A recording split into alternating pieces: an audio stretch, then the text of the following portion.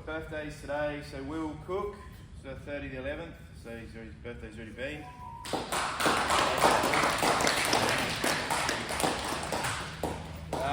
Bit of positive recognition. So this one was put in by Corey.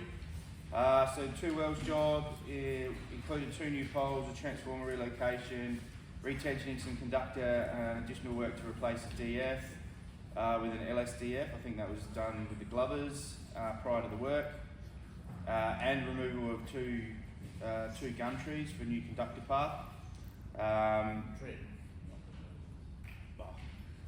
Sorry, Bruce. Neil Pratt came up with a good idea, showed initiative for the GMB guys to go there the day before after they finished some work and get stuck into that tree trimming, which made the next day go real smoothly. So well done to all the guys out there for that. It was Matt D, Geordie, Ben Kim, Tim Assa, Nick Barrett.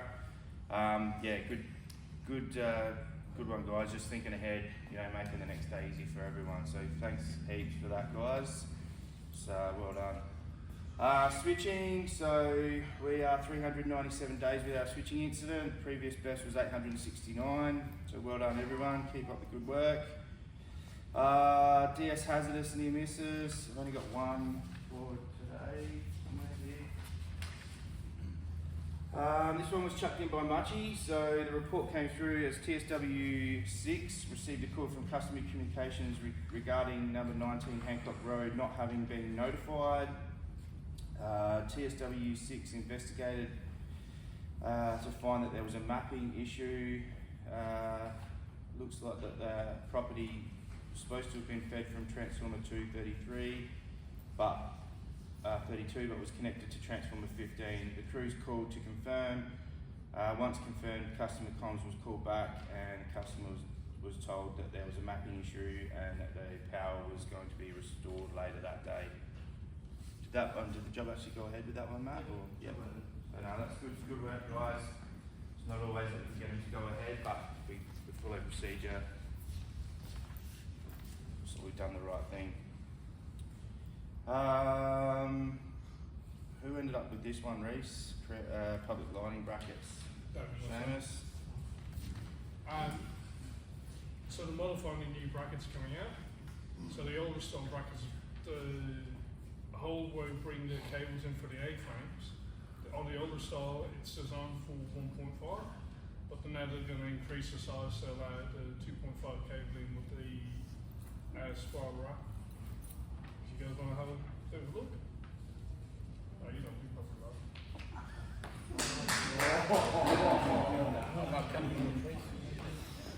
Alright, I'll keep going with this while that's getting passed around. So observations and findings, this was put in by Cam. So visited Schneider crew today, only met with one worker as other workers were switching. Worker was doing the right thing, had the load switch on the ground and prepped ready to go. He did not have a high rack or a SMP for Cam to sign on to. Had a good chat with the worker, and he's across the requirements now to ensure that they have a high rack or a SMP for the guys to sign if you get visitors come onto the site. So is everyone aware of that now? We did discuss it a while back. So each switching crew will carry around a high rack. The main job folder needs to stay at the base of the job, basically. Is everyone aware of that? Should be. A lot of quiet. What's that for? So if you're there as a worksite leader. Yeah, but you're not there as a leader, you're just a worker. You just have the high rack on site. So who's responsible for high rack? The group. Okay. So you all have your individual high racks for your switching. So as you're driving around, any conditions change while you're switching, they're noted on your high rack. The actual job folder needs to stay on site. So who signs that as worksite leader? The worksite leader. Worksite leader does. Before you get out on site. There's no worksite leader there. If you're switching in a crew, so the 4A is the worksite leader of that switching site. Yeah. So it's signed previous. They sign as the worksite leader. You'd sign it here, you'd go through everything here, you'd sign onto it here. Yeah. Then when you're switching, you'll do a high rack for your switching. Yeah. So then that job folder just stays, that person isn't responsible for the job, they're just on site at the time, they're the only person there. So if someone walks onto site, if they're not comfortable doing a briefing, they can just simply say, look, sorry, I'm not quite over everything that's here, can you just stand over there until the site leader gets here and they'll run you through the inductions. So the person who's on the crane, say, what does he sign? He'll sign on to the one that's at the job site, which will have all the specific safety risks for him being on site unboxing that crate. And that needs to be signed before anyone leaves the depot, Richard. Yeah. You run through that, you can brief, and everyone signs on. So the crane gets the workshop leader, He gets the job folder. He'll hold the job folder at the job site. It's just because to be able to carry out a high risk task, you either need a hire app filled out or the job folder. So we discussed it a while back, and it was deemed easier that the job folder goes to site, GSW and whoever else is on the site prepping and stuff while the other crews are switching, just has the job folder there, then everyone's covered, so we've got all the swims and stuff there that's been filled out and signed onto in the brief. And those switching, you just fill out a hire app, simple hire app for their switching task.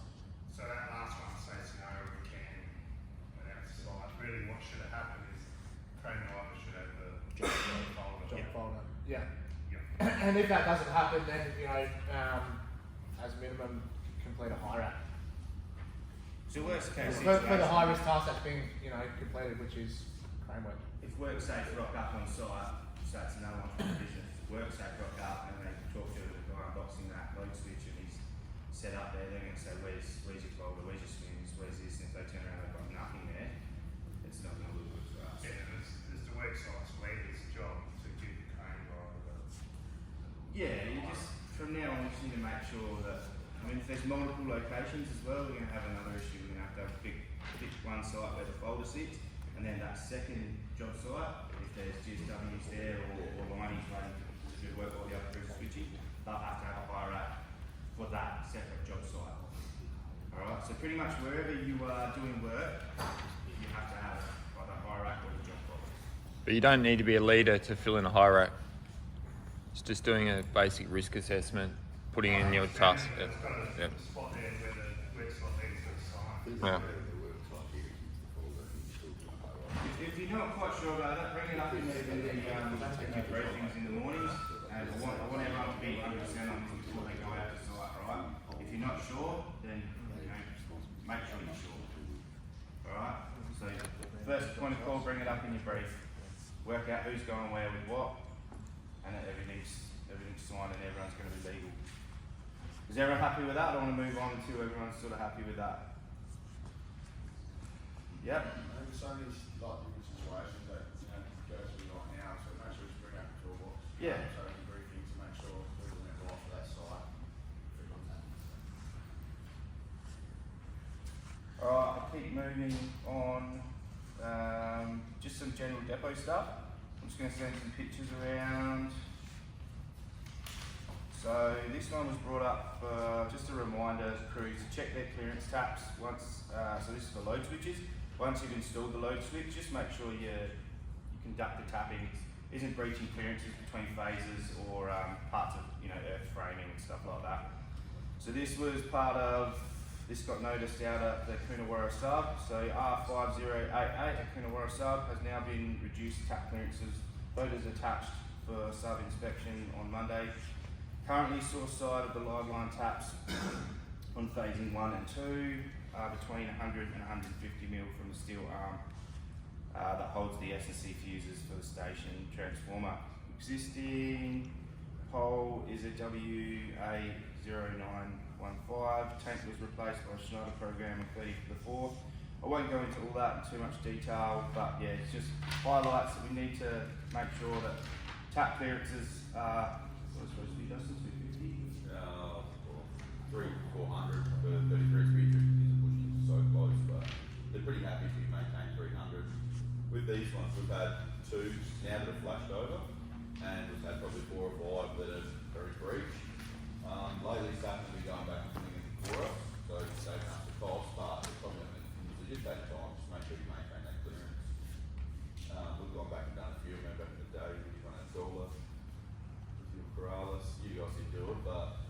just take time, just get that clearance if they flash over and be a big investigation and that comes down to workmanship.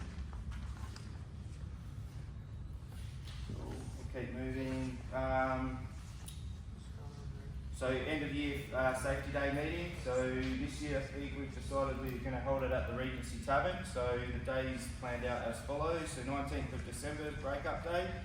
So your dress code will be casual. You're going to have to come in your uniform, which is good. 7 a.m. we're just going to have a barbecue breakfast out the back here. 8 a.m. we're going to head down to the Regency Park Tavern. Then from 8 till 11:30 would just be general safety, catch up, general meeting. Then we're going to have some platters. We'll start coming in from 11 till 12:30, so platters and beverages. And then from 12:30 we're going to play a round of Ambrose golf. So that will kick off at 12:30. So 9 holes at Ambrose golf tournament. That's going to be managed by the golf club. We're just going to select random groups of 4 to play that to sort of even it out. It might be a good chance, you know, that people in the depot that you don't usually hang around.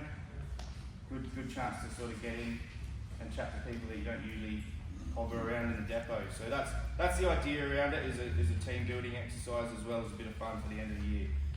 All right. I guess when are we going to? We'll come up with a day. Maybe next toolbox. Yeah. So we're gonna draw the names out of the hat this afternoon at the barbecue, so that probably leads on. So Melbourne Cup, I've got the timer on at 2:30, so we've got a barbecue back here from 2:30 to 3:30. Bruce and Cransky's gonna watch the race, hopefully. You guys are back in time. Aim to get back by 2:30. We've got a suite there as well for Melbourne Cup, so there's 24 in there, so if you can, it's $5.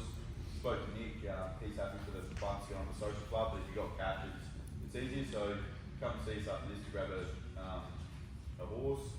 And then at the barbecue, we'll randomly select, I think we had 79 players for golf, so let us know if you do not want to play.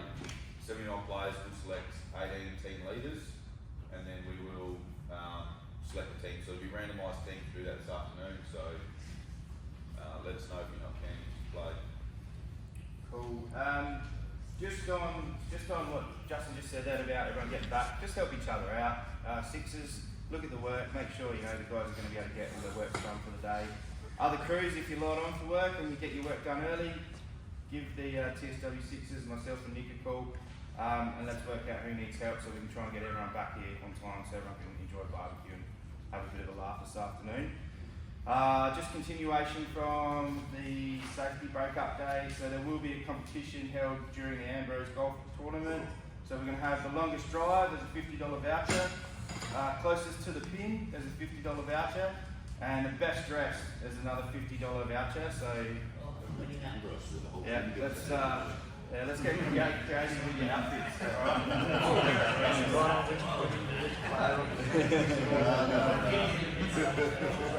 That's all I have, guys. Has anyone else got anything they want to bring up? Julia? Come on down.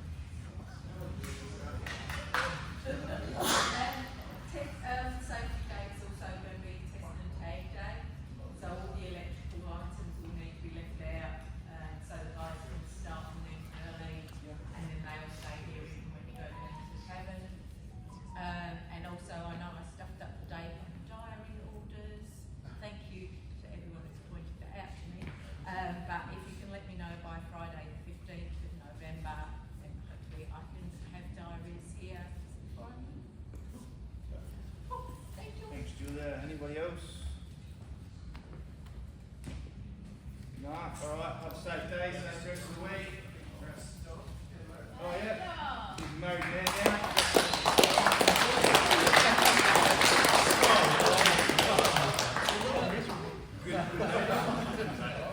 Good night. Can't really remember it to tell the truth.